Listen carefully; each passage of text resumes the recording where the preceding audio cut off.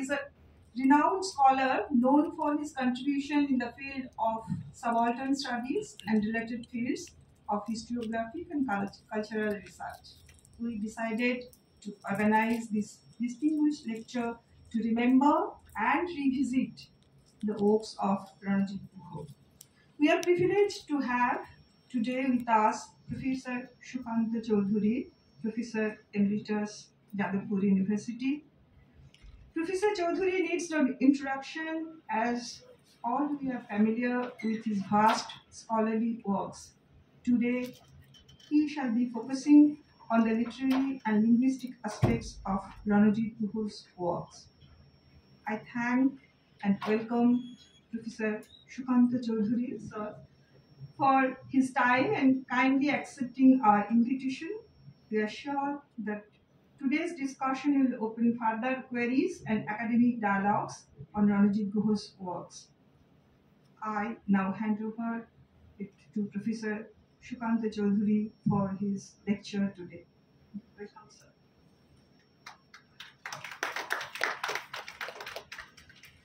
Thank you very much, and very warm and sincere thanks to the ILSR and to its director, Dr. Shati Guha, for the honor of this invitation. Thanks has to be followed by a round of apologies. আমার অনেকগুলো মার্জনা চাওয়ার আছে এবং তার প্রথমটা একটু বেড়া রকম। আমার কি করে ধারণা হয়ে গেছিল যে এই বক্তৃতাটা বাংলায় দিতে হবে এবং আমি সেটা বাংলায় লিখে এনেছি। তারপরে সাথীও আমাকে ভদ্রতা করে সেটা বলেননি যে তার ব্যাপারটা তা নয়। পরে যখন পুরো অনুষ্ঠান সূচিটা পেলাম, দেখলাম গতকাল ইংরেজিতেই বললেন, তবে তত দেরি হয়ে গেছে। তবে একটা হয়তো সুবিধা হয়, আমি রণজিৎ গুহর যে লেখাগুলির কথা বলছি সেগুলো কিন্তু মূলত তার শেষ জীবনের বাংলা লেখা, কাজে সেদিক দিয়ে আলোচনার সুবিধাই হবে। আরেকটা মার্জনা চাওয়ার আছে যে আমার ওই 1 ঘন্টা ওখানে টানা দাঁড়িয়ে বলা আমার একটু কষ্টকর বলে আমি আপনাদের অনুমতি চাই আমি এখানে বসেই বলছি। এখন আরেকটা তো মার্জনা ভিক্ষা আছে, সেটা মানে রণজিৎ গুহর প্রতি মানে যার সম্মানার্থে এই বক্তৃতা, তার সম্বন্ধে তো বক্তৃতার আগে কিছু কথা বলে শ্রদ্ধা জ্ঞাপন করা, এটাই তো রীতি। এখন শ্রদ্ধা অকুণ্ঠভাবে জ্ঞাপন করছি সে বলা বাহুল্য, কিন্তু বলি কি, কারণ রণজিৎ গুহর যেটা মূল বিদ্যাচর্চার ক্ষেত্র, তাতে আমার দখল তো নেই, প্রবেশাধিকারী প্রায় নেই, সেটা নিয়ে বলার যে প্রশ্ন ওঠে না। এটা নিয়ে কালকে অত্যন্ত উপযুক্ত ব্যক্তি বলেছেন। তবে তার শিরোনাম ঘোষণা বলা হচ্ছে যে আমি আজকে যেসব নিয়ে বলবো ভাবছি সে সম্বন্ধে হয়তো অনেকগুলো কথা তিনি বলে রেখেছেন, তবে যাই হোক সে আর কিছু করার নেই। তবে যেটা আশ্চর্য লাগে যে ওই যে তার সেই প্রথম ও প্রধান বিদ্যাক্ষেত্র, এখানে তিনি কিংবদন্তির মতো একটা নিজে একটা প্রতিষ্ঠান, ইনস্টিটিউশন ইন হিমসেলফ, তারপরেও তার যেটা মানে উদ্বৃত্ত যে মানে মেধা, যে বদন শক্তি, তা দিয়ে তিনি আরো একটা নতুন জগৎ খুলে দিলেন আমাদের কাছে। এবং সেইখানে হয়তো আমার মতো কিছু লোকের একটু ঘুরে দেখার সুযোগ হলো, মূলত সেটা নিয়ে আজকে বলব। এক পথিকৃৎ ইতিহাসবিদ ও সমাজবিদ জীবনের নবম দশকে পা দিয়ে নতুন উদ্যমে সাহিত্য পাঠে মন দিলেন। 6 বছরে প্রকাশ করলেন সাহিত্য নিয়ে 5টি বই এবং প্রাসঙ্গিক বিষয়ে আরো একটি বড় প্রবন্ধ, যার প্রত্যেকটি ভাষা ও সাহিত্যের কোনো নতুন দিক খুলে দিচ্ছে। সাহিত্য নিয়ে তিনি আগেও কলম ধরেছেন, বিশেষ করে জীবনানন্দ ও সমর সেন সম্বন্ধে 2টি মূল্যবান প্রবন্ধে। কিন্তু 2009 থেকে তার যে একটানা সাহিত্য বিখ্যাত, সেটা সত্যি নজিরবিহীন। কেন তিনি এমন উদ্বুদ্ধ হলেন তা তিনি নিজেই বলতে পারেন এবং একদিন বলবেনও আশা করি। আমরা কেবল অনুমান করতে পারি। আমার অনুমান সাহিত্যের এই বিশ্লেষণ তার কাছে জরুরি মনে হয়েছিল এবং আমাদের কাছে অবশ্যই হবে তার ইতিহাস ও সমাজ পাঠের পরিপূরক হিসেবে। এটা বোঝাতে তার দয়া বইটা সম্বন্ধে একটু আলোচনা করে শুরু করি। দয়াতে রণজিৎ বলছেন যে রামমোহন সতীদাহ প্রথার বিরুদ্ধে তার অবস্থান শাস্ত্র ও আইনের গণ্ডি ছাড়িয়ে সাধারণ সর্বজনীন যুক্তির জমিতে খাড়া করেছেন, কিন্তু সেই যুক্তি কেবল নৈর্ব্যক্তিক তর্ক নয়, তার একটা গভীর মানবিক মাত্রা আছে, আছে মূল্যবোধের নির্যাস। রণজিতের ভাষায় বিশ্বজোড়া নীতিবোধের নিষেধ, ইউনিভার্সাল অ্যাবসলিউট এথিক্স, বিশ্বজোড়া নীতি। এখন একটা প্রশ্ন, নীতিবোধ কি সত্যি বিশ্বজোড়া বা সর্বজনীন হতে পারে? যুক্তি একরূপ ও নৈর্ব্যক্তিক, সেটা নিয়েও অনেক প্রশ্ন তোলা হয়, সমতকাল নিয়ে যেতে পারে, কিন্তু নীতিবোধ ও মূল্যবোধ তো মানুষে মানুষে, সমাজে সমাজে আলাদা। বিরোধটা এই বলে মেটানো চলে, রণজিৎ মেটান নীতি আমি জানি না, যে এই ভিন্নতা, এই বহুত্বকে মর্যাদা দেওয়াই সর্বজনীন মানবিকতার একটা অভিন্ন সূত্র। এই প্রসঙ্গে পরে ফিরে আসছি। আপাতত রামমোহনের ক্ষেত্রে দেখা যাচ্ছে, রণজিৎই দেখাচ্ছে যে সে মানবিকতার প্রকাশ ব্যক্তির স্তরে, এক ব্যক্তির প্রতি আর এক ব্যক্তির সহমর্মিতায়। সতীদাহ প্রসঙ্গে রামমোহন যাকে বলছেন দয়া, সেখানে এক জায়গায় বলছেন, দুঃখ এই যে এই পর্যন্ত অধীন ও নানা দুঃখে দুঃখিনী তাহার দিকের প্রত্যক্ষ দেখিয়াও কিঞ্চিত দয়া আপনকারদের উপস্থিতি হয়।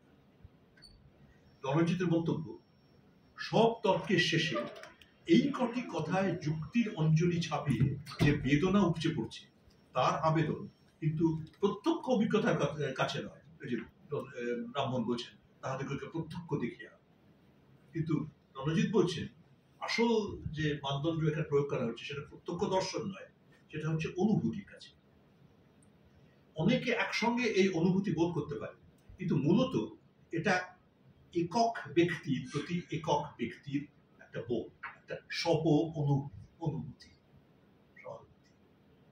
এই অনুভূতি যুক্তিসিদ্ধ নয়, কিন্তু এটা যুক্তি বিরুদ্ধ নয়, বাস্তব বিরুদ্ধ নয়, বরং বলা চলে দয়া বা সহমর্মিতা হচ্ছে যুক্তি বিচার ও বাস্তব বোধের পরাকাষ্ঠা, চূড়ান্ত আদর্শ পরিণতি। যুক্তির বিচারে তাই দয়া, সহানুভূতি, সহমর্মিতা এগুলি স্বীকার করতে হয়, হিসেবে রাখতে হয়। বিদ্যাসাগরের যে দয়ার সাগর, সেটা তো কিংবদন্তি, হয়তো সেজন্যই রণজিৎ তার বিস্তারিত আলোচনা করেননি, পাঠক সমাজ খানিকটা বঞ্চিত করে। কিন্তু সীতার বনবাসের ব্যাখ্যায় রণজিতের কিছু মন্তব্য এখানে প্রাসঙ্গিক। প্রজারঞ্জনের তাগিদে রামের সীতাকে প্রত্যাখ্যানে দেখা যাচ্ছে ব্যক্তিবোধের সঙ্গে সমাজগত সমষ্টিবোধের চরম সংঘাত। রাম ব্যক্তিবোধকে সম্পূর্ণ বিসর্জন দিয়েছেন সমষ্টির দাবিতে।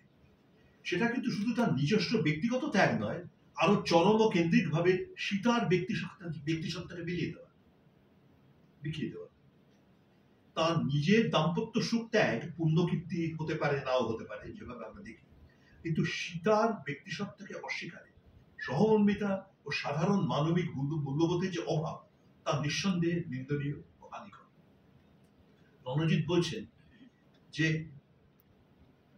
সেটা যে নিন্দনীয়, সেটা যে খারাপ, এই বোধ করার মানবিক প্রবণতা ভবভূতির মধ্যেও আছে, কিন্তু তা ছাপিয়ে রণজিতের ভাষায় বিদ্যাসাগরের কলমে এই কাহিনীর অনুকীর্তন করা হয়েছে বাঙালি মানসিকতার নিজস্ব অনুভূতিকে আশ্রয় করে। তাতে বাঙালি হৃদয়ের কোমলতা ও সহানুভূতির ছোঁয়া লেগেছে। এবং তারপরে রণজিৎ যে বলছেন, কাহিনীর কথা বলছে, আসলে রামের এই সিদ্ধান্তে ব্যক্তি মানবের অবমাননার ফলে রাজত্বের সমবেত স্বার্থ রক্ষা পায় না। রণজিতের কথায় নিরপরাধা গর্ভবতী স্ত্রীকে বিসর্জন দিয়ে রাম তার রাজশক্তির আত্মবিধ্বংসী সংকট সৃষ্টি করেছে। কারণ, আবার রণজিতের কথা, প্রেম যদি হয় নরনারীর চরম অন্তরঙ্গতা, তাহলে এই ধারণা অনুযায়ী রাষ্ট্র হবে তার বিপরীত মেরুতে অবস্থিত সেই ঐতরিকতা, ক্ষমতা যেখানে নিছক যান্ত্রিকতায় পর্যবেসিত হয়, ব্যক্তি সত্তাকে অবজ্ঞা করে।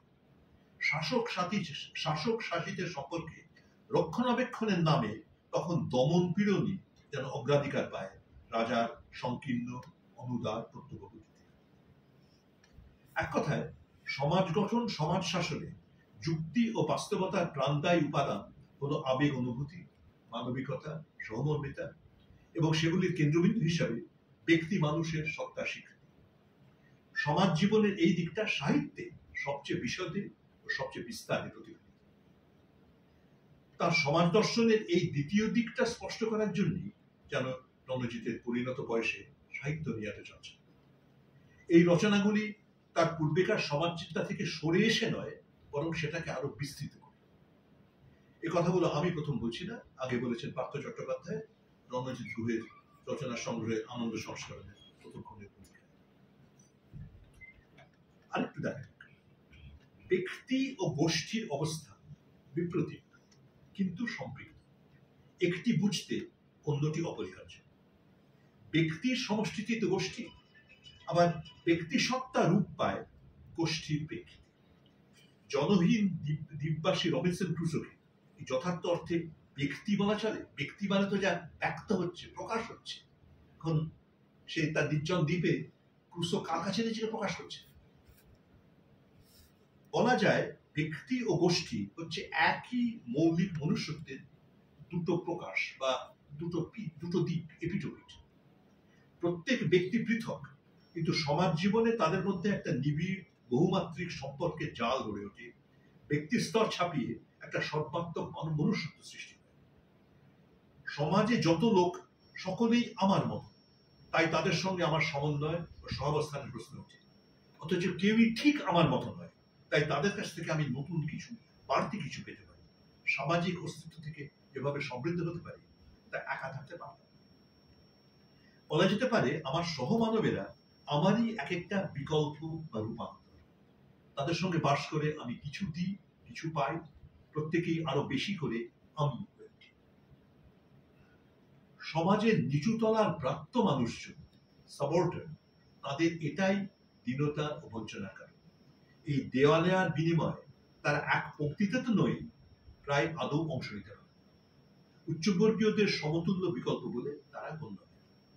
সাবঅর্ডিনেট কথাটা কিন্তু এটাই ব্যুৎপত্তিগত অর্থ, অল্টারনেটিভ, বিকল্প, কিন্তু সাব অর্থাৎ আরো নিচু অবস্থা। দর্শন শাস্ত্রে সাবঅর্ডিনেট শব্দটা একটা একেবারে প্রসঙ্গে ব্যবহার হয়। এটা বোঝায় কোনো সাধারণ বিচার বাক্যে একটা গৌণ প্রয়োগ বা নিদর্শন। একইভাবে সমাজতত্ত্ব উচ্চবর্গের মানবিক নির্মাণগুলি যেন সর্বজনীন, বিশ্বসিদ্ধ, কিন্তু নিম্নবর্গদের সাবঅর্ডিনেট কেবল তাদের জন্য, বাকিদের কাছে তাদের কিছু বলার নেই। রণজিতের সারা জাগানো প্রবন্ধের শিরোনাম নিম্নবর্গের ইতিহাস, তা থেকে সাবঅর্ডিনেটের প্রতিশব্দ হিসেবে নিম্নবর্গ ব্যবহার হয়ে আসছে। সেটা কিন্তু একটা সরলীকরণ। সমাজের নিচুতলার অধিবাসীরাই সাবঅর্ডিনেট বটে, কিন্তু নিছক নিচুতলার অধিবাসী বলে নয়। তারা সাবঅর্ডিনেট কারণ তারা বলবৎ প্রবল সমাজ ব্যবস্থার বাইরে একটা ভিন্ন স্বকীয় ব্যবস্থার অংশীদার বা অধিবাসী, যার সঙ্গে উচ্চবর্গীয় প্রমিত ব্যবস্থার কোনো আদান প্রদান নেই। তার বিবরণ সমাজের উপরতলায় পৌঁছয় না, তার ভাষা সেখানে বোধগম্য হওয়া দূরের কথা, ধরিতই হয় না। অতএব সাবঅর্ডিনেট কখনোই উচ্চবর্গীয় স্বীকৃত বিকল্প হয়ে উঠতে পারে। গ্রামসির ভাষা দর্শনের একটা ধারণা এখানে অত্যন্ত প্রাসঙ্গিক। গ্রামসি বলছেন একটা ভাষার দুটো ব্যাকরণ থাকে। তার একটা হচ্ছে, বাংলায় বলতে পারি, নিহিত বা সহজাত ব্যাকরণ, ইমিনেন্ট গ্রামার। অন্যটি প্রমিত বা মানবাচক ব্যাকরণ, নর্মেটিভ গ্রামার।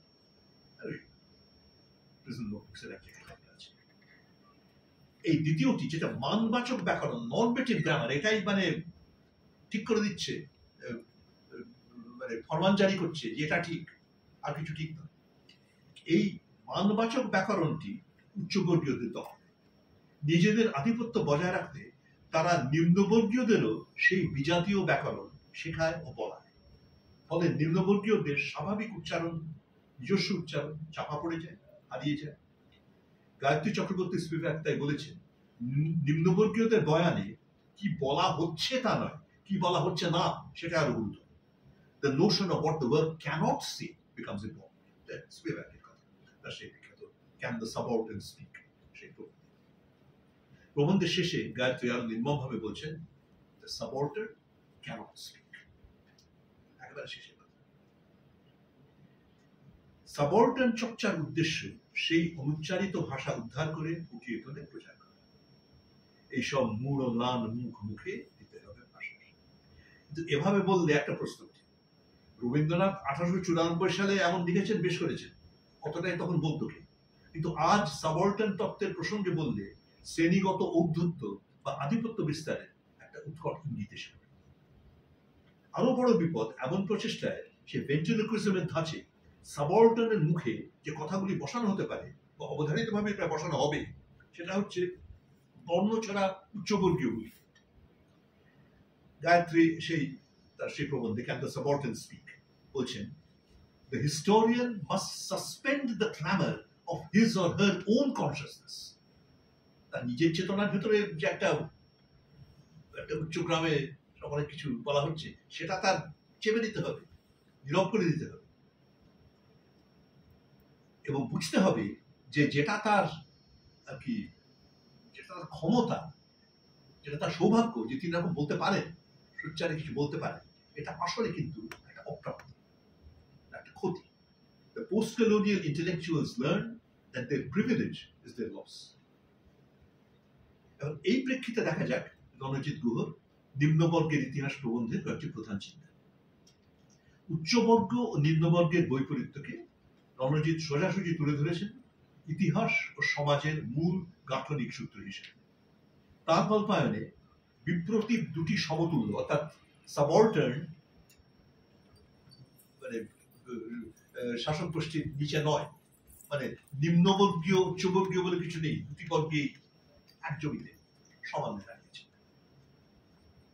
এবং বিপরীত হলেও সম্পৃক্ত। রণজিতের ভাষায় বিপরীত বলেই যে কোনো দনুক সম্বন্ধের, এখন আপনারা নিশ্চয় সঙ্গে জানেন, আমি স্বীকার করছি আমি দনুক শব্দটা মানে জানতাম না, অভিধান দেখতে হয়েছে বাইরে। রণজিৎ বলছেন, বিপরীত বলেই যে কোনো দনুক শব্দ সম্বন্ধে রাশি দুটির মতো তাদের একটি অপরটির সূচনা করে, ঘোষণা করে। এটা স্পষ্টই দ্বন্দ্ববাদী তত্ত্ব, ডায়ালেকটিক্স।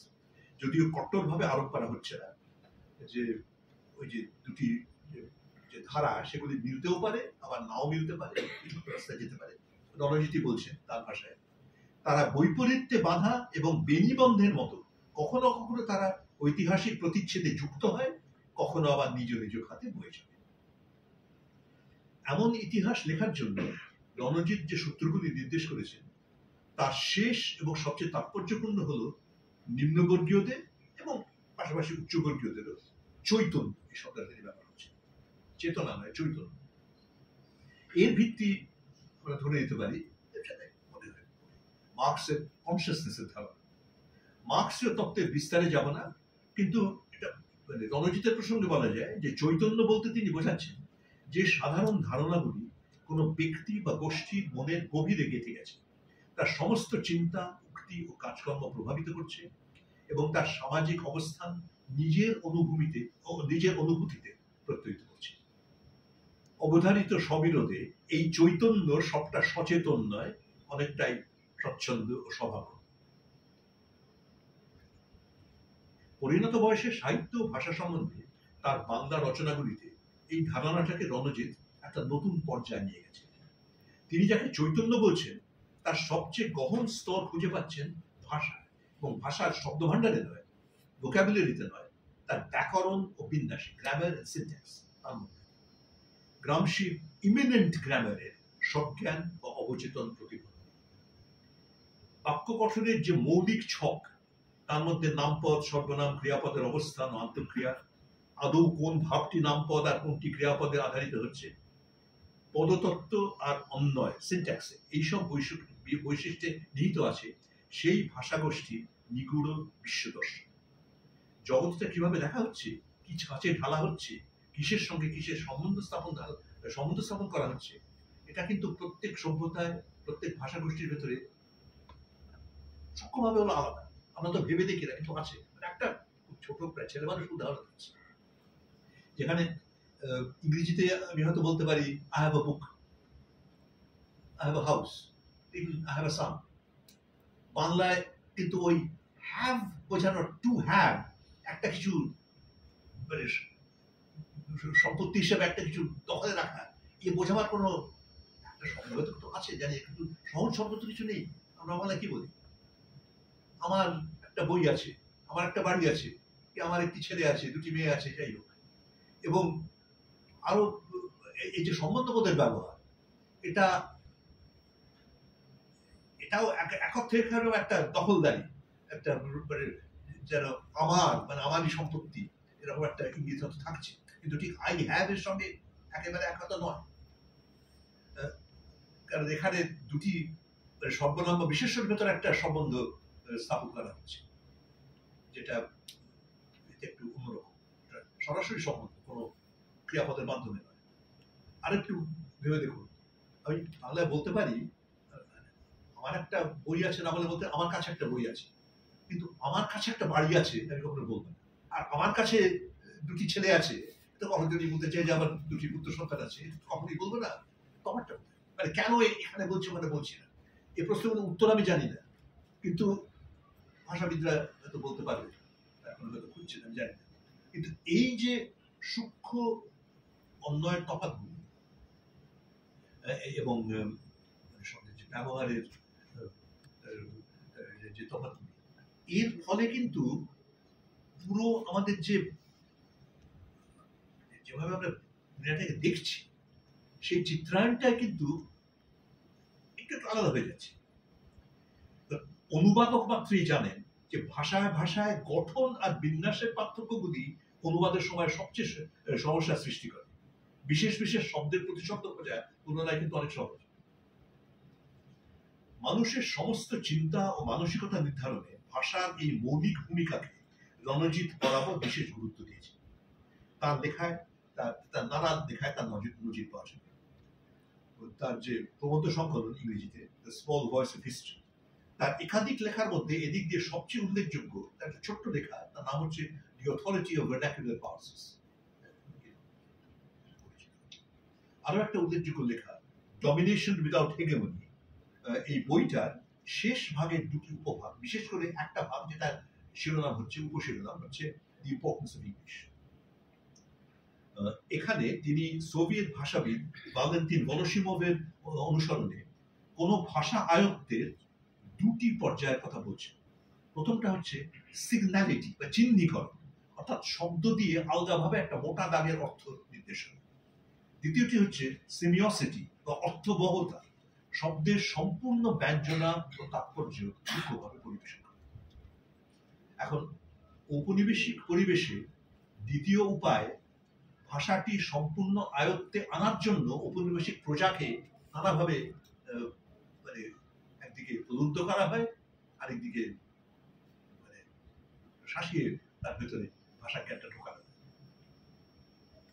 কিন্তু এইভাবে যদি ভাষাটি ঔপনিবেশিক প্রজার সম্পূর্ণ আয়ত্তে এসে যায়, তাহলে সেই প্রজা মানসিকভাবে শাসকের অধীনস্থ হয়ে পড়ে, যেমন পরাধীন বাংলা তথা ভারতে ইংরেজি শিক্ষার ফলে ঘটেছিল। ভাষা তখন কেবল রণজিতের কথায় আধিপত্য বিস্তারের সহায় বা সংযোগী কমপ্লিসিট থাকে না, আধিপত্যের মূল কাঠামের অঙ্গীভূত কনস্টিটিউটিভ হয়ে যায়। এই ওই লেখাটি দি অথরিটি অফ ভার্নাকুলার পার্সেস, তাতে এই প্রক্রিয়ার বিশদে বর্ণনা আছে। এবং এইসব আলোচনায় রণজিৎ অবশ্য মূলত বলছেন ভাষার সজ্ঞান ব্যবহারের কথা। অবচেতন ভাবে নয়, সচেতন ভাবেই ঔপনিবেশিক ভারতে প্রজারা সম্বন্ধ স্থাপন করেছে একদিকে ইংরেজি, অপরদিকে ইংরেজির প্রেক্ষিতে তাদের মাতৃভাষা।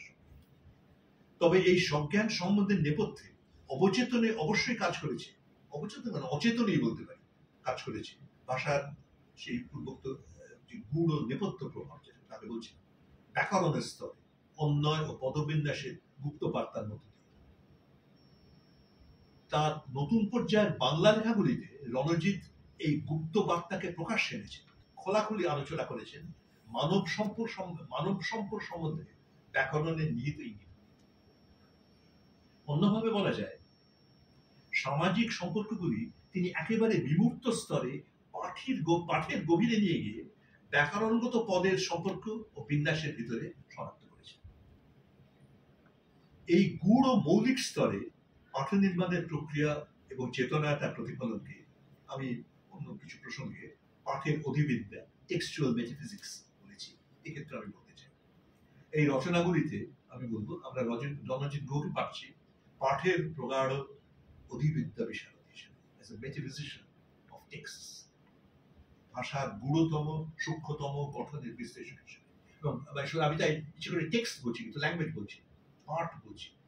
এখানে ভাষা বললাম বটে, কিন্তু আসলে পার্ট মানে শুধু যে মানে যেটা ভাষার যে অব্যবহৃত রসদের যে সংবাদ সেটার কথা বলছি না, উপাদানের সংবাদ, যে সেগুলো ব্যবহার করে যে পাঠ সৃষ্টি হচ্ছে, যে রচনা হচ্ছে, সেই ভাষার ব্যবহারের মধ্যে দিয়ে যে তার পিছনে যে ধারাগুলো বয়ে চলেছে, তার থেকে আমাদের বোধ, আমাদের অনুভূতি, আমাদের পারস্পরিক সম্পর্ক, তার যে ইঙ্গিতগুলি সেখানে ধরা পড়ে যাচ্ছে আমাদের আবিষ্কারের জন্য, সেগুলি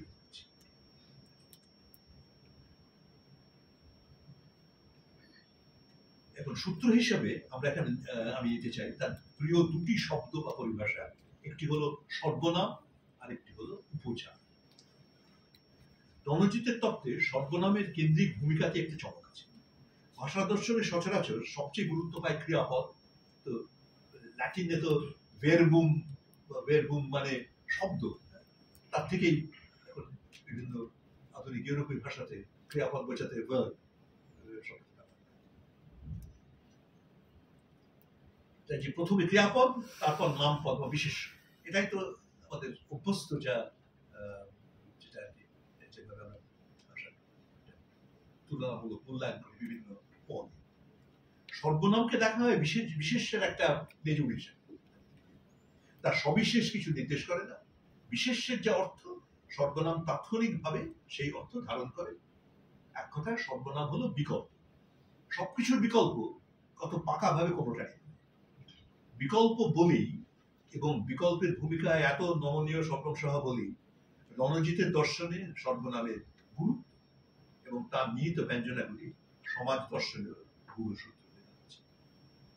মানে ব্যাকরণের প্রচলিত দৃষ্টিভঙ্গিটা তিনি একেবারে উঠে দিচ্ছে। শিশু যখন কথা বলতে শেখে, সে সর্বনামের পুরুষ হয়ে করতে পারে না। সবকিছু মায়ের নিজেকেও ইঙ্গিত করে প্রথম পুরুষে, থার্ড পার্সন। এখন বিভাগ করবেন, যেটা আমরা সকলেই জানি, সকলে স্কুলে পড়েছি, তবু একটু আবার মনে করে দিচ্ছি যে বাংলা যে প্রথম পুরুষ, কিন্তু ইংরেজি থার্ড পার্সন। কাজে সেভাবে বাচ্চাটি বলে কুকু খাবে, খোকা যাবে, মা কোলে নেবে। মানুষের যে আত্মবোধ, সেন্স অফ সেলফহুড, সেটা বিকাশের প্রথম ও সবচেয়ে মৌলিক প্রকাশ এই শিশু সুলভ সারল্য ত্যাগ করে উত্তম পুরুষের ব্যবহার। আমি অন্য সব মানুষের থেকে নিজেকে পৃথক করে সেই ব্যক্তি আমি, আর সকলের সে। আবার উল্টো দিতে দেখলে সেই ব্যক্তি অন্য সকলের সে। এখন এভাবে দেখলে তো ভাষা একটা চরম বিভেদবর্তী ভূমিকা পালন করছে। প্রত্যেক মানুষকে রবিনসন ক্রুসো বানিয়ে নির্বাসিত করছে তার একলা দ্বীপে। ভাষাকে আমরা ভাবি সামাজিক অস্তিত্বের একটা মৌলিক লক্ষণ হিসেবে, কিন্তু এতে দেখছি সামাজিক অস্তিত্বকে অসম্ভব করে তুলছে। মানুষের মধ্যে এরকম আমিত্বের গ্রন্থি স্থাপন এমনটা যে হচ্ছে না, তার কারণ এই যে পার্সোনাল প্রোনাউন, স্বাভাবিক ব্যাকরণে বলা হয় পুরুষবাচক, কিন্তু আমি বলতে চাই ব্যক্তি নির্দেশক। এই সর্বনাম দুই নয় তিন রকম। আমি আর সে, মাঝখানে আছে তুমি। একজন সেকে আমি যেই তুমি বলে ডাকলাম, তার সঙ্গে আমার তথা আমির একটা সম্বন্ধ স্থাপন। আমাদের প্রত্যেককে, মানব জাতির প্রত্যেকটি আমিকে ঘিরে আছে বিভিন্ন দূরত্বে, বিভিন্ন নৈকট্যে এক একটা তুমির মণ্ডল। তারাই আমাদের আত্মীয়, বন্ধু, পরিজন, প্রতিবেশী, দেশবাসী, ভাষাগোষ্ঠী, ধর্মীয় গোষ্ঠী ইত্যাদি ইত্যাদি। এ সব কিছুর বাইরে যারা আছে তাদের হয়তো আমরা সে বলে মনে করি পুরোপুরি। তাদের সঙ্গে আমাদের সম্পর্ক তেমন অঙ্গাঙ্গী হতেই পারে। অনেক তুমির চেয়ে অনেক সের সঙ্গে আমাদের ঢের বেশি আদান প্রদান, এমনকি মনের মিল, যেমন কোনো বিদেশি বন্ধু বা কোনো পেশাগত সহযোগীর সঙ্গে। আবার সেই মিলের বিরুদ্ধে অনির্দিষ্ট মাত্রায় কাজ করছে ভৌগোলিক, জাতিগত, ধর্মীয় ইত্যাদি নানা অমিল। এইভাবে আমির সঙ্গে তুমি আর সের সদা সূক্ষ্ম টানাপোড়েন ও মাত্রা ভেদে আমাদের জটিল সামাজিক ও মানবিক অবস্থান পাচ্ছে, সম্পর্কগুলি সৃষ্টি হচ্ছে। অবস্থানগুলি ক্রমাগত বদলাতে থাকে। একটা চরম দৃষ্টান্ত হিসেবে নেওয়া যায় সেই রবিনসন ক্রুজোর পরিস্থিতি। নির্জন দ্বীপে সম্পূর্ণ একা 25 বছর কাটাবার পর ক্রুসোর দোসর হয় তথাকথিত আদিম বা বর্বর জাতির ম্যান ফ্রাইডে। ফ্রাইডে শিশু নয়, তার নিজের ভাষা, স্বজাতির চেতনা তার মধ্যে 100 ভাগ পরিস্ফুট। অন্য ভাষা সভ্যতার মতো সেখানেও আছে আমি তুমি সে তৃপ্ত। অন্তত ড্যানিয়েল ডিফো সেভাবে কল্পনা করছেন। মনে রাখতে হবে যে ফ্রাইডে কিন্তু যেটা কিন্তু কোনো আসল ভাষা বা আসল জাতির বিবরণ আমরা পড়ছি না, সবটাই কল্পিত। কিন্তু যাই হোক, ডিফোর বিবরণ অনুসারে তাই তো হচ্ছে। ফ্রাইডে একজন মানে সম্পূর্ণ ভাষা জ্ঞান সম্পন্ন একজন প্রাপ্তবয়স্ক সামাজিক একজন মানুষ। এই 2 দিন আগে পর্যন্ত সে সমাজের মধ্যেই বাস করত, সেখানে ভাষা ব্যবহার করত। বরং সঠিক বিচারে যা ঘটছে তা হচ্ছে ক্রুসোর ভাষার পরীক্ষা, ফ্রাইডের নয়। ফ্রাইডে তো ওই যে বললাম সেদিন অব্দি তার স্বজাতির সঙ্গে নিজের ভাষায় কথা বলেছে, ক্রুসোর সঙ্গেও বলেছে, ক্রুসো বুঝুক আর না বুঝুক। ক্রুসোই বরং 25 বছর কারোর সঙ্গে কথা বলেনি, তার মাতৃভাষা ইংরেজিটাই তাকে ফের ঝালিয়ে নিতে হচ্ছে। কিন্তু ঔপনিবেশিক সম্পর্কের অন্যায় করারে ফ্রাইডেকেই তার প্রভুর ভাষা বলতে হচ্ছে অপটুভাবে, যেন তারই অক্ষমতা। সাবঅর্ডিনেটদের ভাষা সম্বন্ধে আগে যে আমরা দেখেছি, এটা তারই একটা বিশেষ। নিজের ভাষা বলে বলে সর্বনামের সাধারণ ব্যবহার ফ্রাইডের আত্মস্থ, কিন্তু সে যখন ভাঙা ভাঙা ইংরেজি বলছে সেটা ফুটে উঠছে খুব স্থূল একটা কেঠো ভাবে। এক জায়গায় দুজনের কথা হচ্ছে যে ফ্রাইডে তার নিজের দ্বীপে স্বজাতির কাছে ফিরে যেতে চায়, কিন্তু সে চায় ক্রুসো তার সঙ্গে যাক। ক্রুসো বলছে তোমাদের জাত তো নরখাদক, আমি তোমার সঙ্গে গেলে তোমার জাতি ভাইরা তো আমাকে মেরে খেয়ে ফেলবে। উত্তরে ফ্রাইডে বলে no no, me make they know it you, me make they much love you. মানে এই যে আই না মি, এই যে মি দে ইউ, এদের বিবরণটা একটু দেখুন।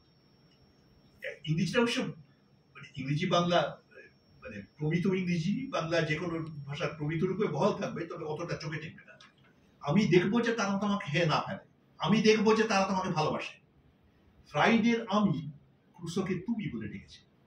এভাবে যে সম্পর্ক স্থাপিত হয়েছে, ফ্রাইডের জাত ভাই সে বা তারার ক্ষেত্রেও সেটা কার্যকর হবে, কারণ তারাও ফ্রাইডের তুমি, ফ্রাইডের নিজস্ব আমিরই সহজ। কাজেই ওই ফ্রাইডের মারফত ক্রুসো তাদের কাছে তুমি হয়ে উঠছে, উঠবে, সে থাকবে।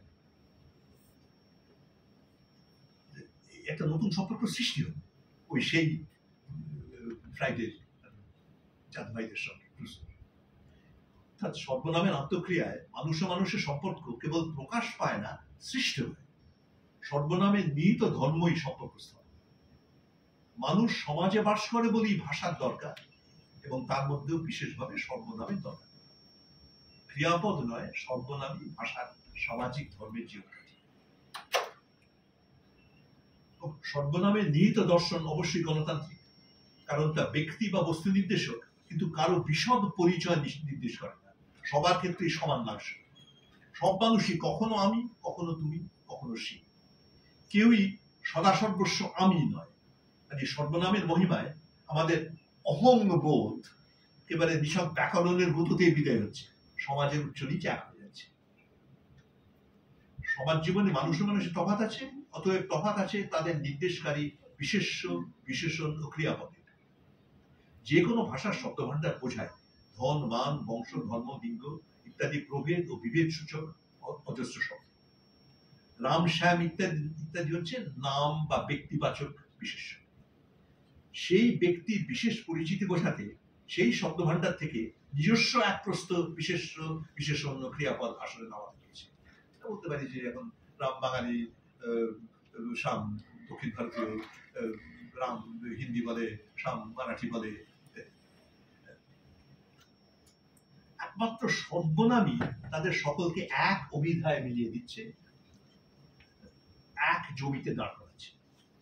সর্বনামের অন্তর্ভীতি দৃষ্টিতে রামও যা, শ্যামও তাই, প্রত্যেকে প্রত্যেকের বিকল্প, অতএব সমগোত্র।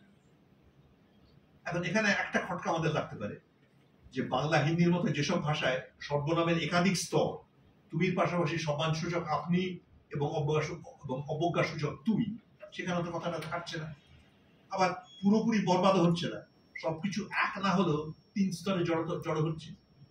দেশের রাষ্ট্রপতি থেকে শুরু করে পাশে বসা অচেনা লোকটি সকলেই আপনি, একটি আংশিক হলেও একটা সমীকরণ তো বটেই।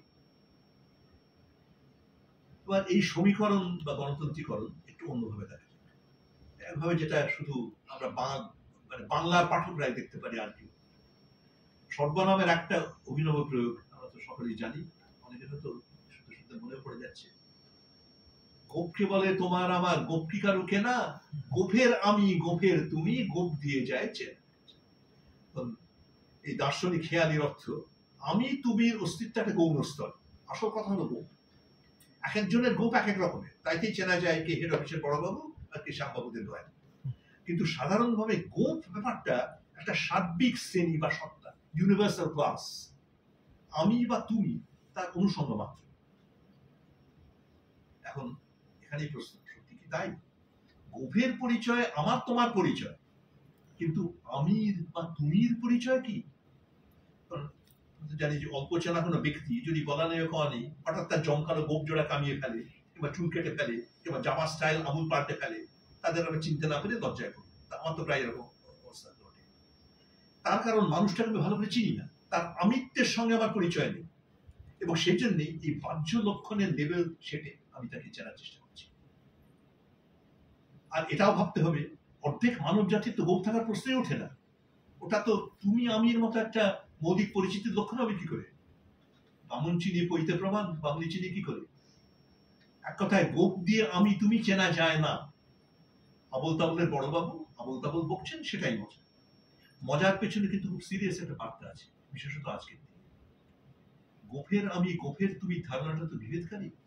একইভাবে খাদ্য, পোশাক, ভাষা, প্রথা ইত্যাদি বাহ্য লক্ষণের ভিত্তিতে আমরা সমাজে নিত্য নতুন বিভেদ সৃষ্টি করে চলেছি, দৃঢ় থেকে দৃঢ়তর করে চলেছি। সত্যিকারের আমি তুমি প্রয়োগ কিন্তু মানুষের যোগ ঘটায়, সম্পর্ক স্থাপন করে, একীভূত করে। মানুষ কেন, দেবতার সঙ্গেও তো ভক্তের সম্পর্ক সেই তুমি আমি সম্পর্ক। এই খেই ধরে ফিরে যায় রণজিৎ গুহের নিজের কথা, একেবারে আবল তাবল থেকে গীতাঞ্জলি। ভেবে আশ্চর্য লাগতে পারে যে কবির নাম ও সর্বনাম বইটিতে রণজিৎ তার সর্বনাম তত্ত্ব গঠন করেছেন গীতাঞ্জলি, গীতিমাল্য ও গীতালিপি, যাকে তিনি বলছেন ত্রিগীত।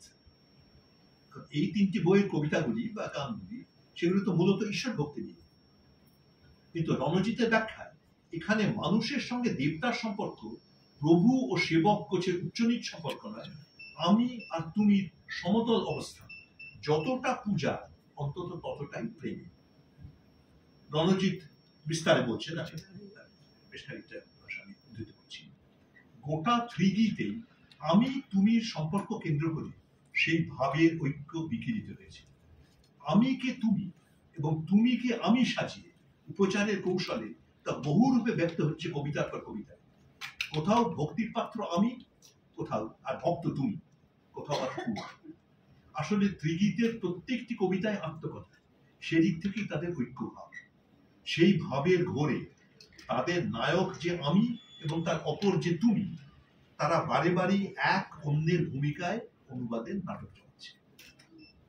এই উদ্ধৃতিটি এখানেই শেষ, কিন্তু আর একটা উদ্ধৃতি আমি এখানে পড়ছি রণজিৎ থেকে। এই কিছু আগে রণজিৎ বড় সুন্দরভাবে বলছে, উপচারে বিশেষ করে সর্বনামের রূপে রবীন্দ্রনাথ যে মায়াবুকুর তৈরি করেছে, পাঠক তাতে নিজেকে দেখতে পায় নানা বৈচিত্র্য, সেই বৈচিত্র্যের অন্তর্গত। সেই অভিজ্ঞতার উৎসবে সত্তার রং ক্ষণে ক্ষণেই বদলাচ্ছে। সেই প্রথম দিনের প্রশ্ন কে তুমি, তার উত্তর নেই, আমির অনুসন্ধান সারা শেষ, সোনার হরিণের খোঁজ চলতেই থাকে। এই অব্দি রণজিৎ বলছেন। কথাটার একটা ভারী উদ্দীপক ইঙ্গিত আছে, যেটা রণজিৎ তুলে ধরেন। হতে পারে কি যে কে তুমি এই প্রশ্নের উত্তর মেলে না, কারণ বস্তুত তুমি বলে কিছু নেই, সেসব সবটাই আমি। রবীন্দ্র কাব্য তো বারবার ক্ষুদ্র আমি ছাড়িয়ে মানুষের চেতনায় বৃহৎ থেকে বৃহত্তর আমিতে উন্নীত হচ্ছে। বিশ্ব দর্শন হয়ে উঠছে ঈশ্বর দর্শনের নামে আত্মদর্শন। শেষ পর্যায়ের কবিতা ঈশ্বরের কথা উঠছেই না, মানুষের চেতনায় একটা ঐশিক ব্যাপ্তি লাভ করছে। তার আগে এক পর্যায়ে ঈশ্বর আর মানুষ দুই আছে, এবং ঈশ্বরের অভিপ্রায় মানুষের মধ্য দিয়ে রূপায়িত হচ্ছে, সার্থকতা লাভ করছে। আমায় নইলে ত্রিভুবনেশ্বর, তোমার প্রেম যেহেতু মিছে। এই ধারণার চূড়ান্ত প্রকাশ আমি কবিতায় সেই আশ্চর্য জগৎ। এ আমার অহংকার, অহংকার সমস্ত মানুষের হয়ে, মানুষের অহংকার পটে, মানুষের মানুষের আমি হয়ে ওঠাই যে পট, যাতে বিশ্বকর্মার বিশ্বশিল্প আঁকা হচ্ছে। রবীন্দ্রনাথের ঐশিক চিন্তাকে আমরা প্রায় মিস্টিক আখ্যা দিয়ে থাকি, কিন্তু তাতে মিস্টিসিজমের ভাব কতটা আছে সেটা বিচার্য। তার চেতনায় একদিকে যেমন মানব ঈশ্বরে বিলীন হচ্ছে, কুল মিলেছে আমি তো আর নাই, অপরদিকে এবং ক্রমশ বেশি বেশি করে, শেষ অব্দি প্রায় সার্বিকভাবে মানব নিজেকে প্রসারিত করছে, আরো স্পষ্ট ও ব্যাপকভাবে নিজেকে উপলব্ধি করছে, বিশ্বকে আরো আরো বেশি করে চেতনায় আত্মস্থ করছে, নিজেকে নিজের অন্তর্ভুক্ত করছে, তার আমির অংশ করছে। এই চেতনার বিকাশ, যার ক্রিয়ায় পান্না হয় সবুজ, চুরি হয় লাল, তা তো একই সঙ্গে জ্ঞানের বিকাশ।